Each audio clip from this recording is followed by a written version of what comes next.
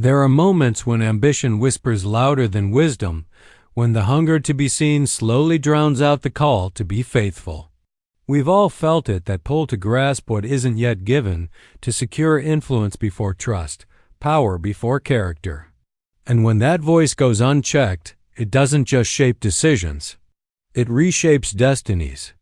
That quiet struggle is where the story before us begins, not with a crown or a throne, but with a heart that wanted control more than calling, and a life that mistook opportunity for approval.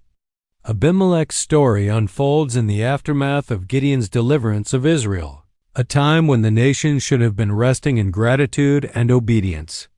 Gideon had refused kingship, declaring that God alone should rule over Israel, yet his legacy was complicated. Abimelech, his son through a concubine from Shechem, grew up watching honor brush past his household without ever fully settling there.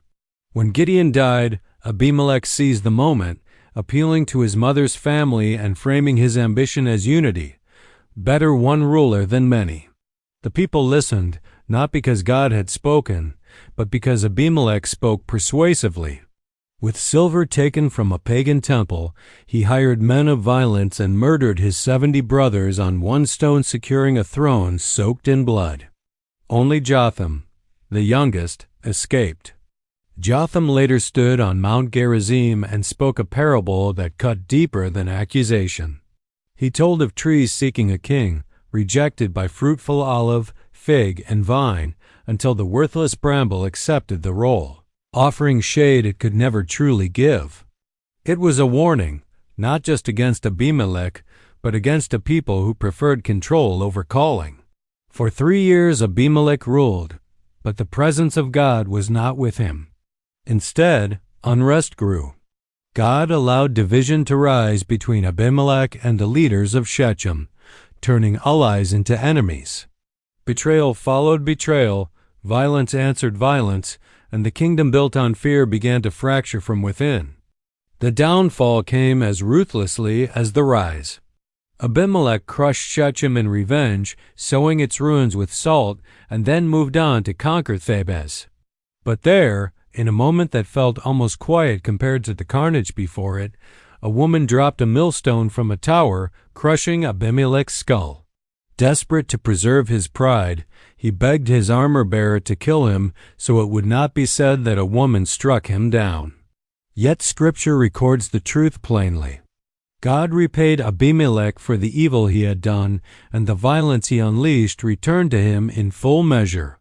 This story confronts us with the danger of ambition detached from submission to God.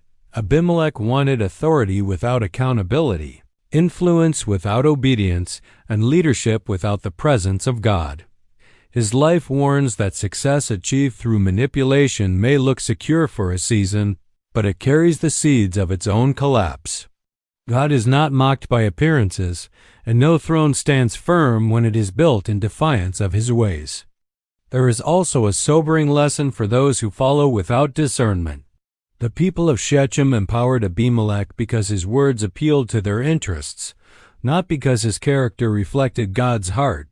When we choose leaders, spiritual or otherwise, based on familiarity, charisma, or convenience rather than integrity, we share responsibility for the outcome. God desires a people who listen for his voice, not just voices that promise quick solutions. Finally, Abimelech's end reminds us that God's justice may be patient, but it is never absent. For years it seemed as though violence had won and cruelty had secured the future. Yet God was at work, allowing consequences to mature until the truth could no longer be hidden. Even when the presence of God feels distant, he remains attentive, ensuring that evil does not have the final word. Justice may arrive quietly, unexpectedly, even through the hands of the overlooked, but it arrives all the same. In the end, Abimelech's life is a mirror held up to the human heart. It asks whether we are building with trust or with fear, whether we are seeking God's presence or merely our own position. His story closes not with glory, but with a warning written in ruins. Power taken without God will always cost more than it gives. Yet for those willing to learn, it also offers mercy, the reminder that true leadership flows not from grasping upward, but from humbly standing where God has placed us, listening for His voice, and walking in His presence before we ever reach for a crown.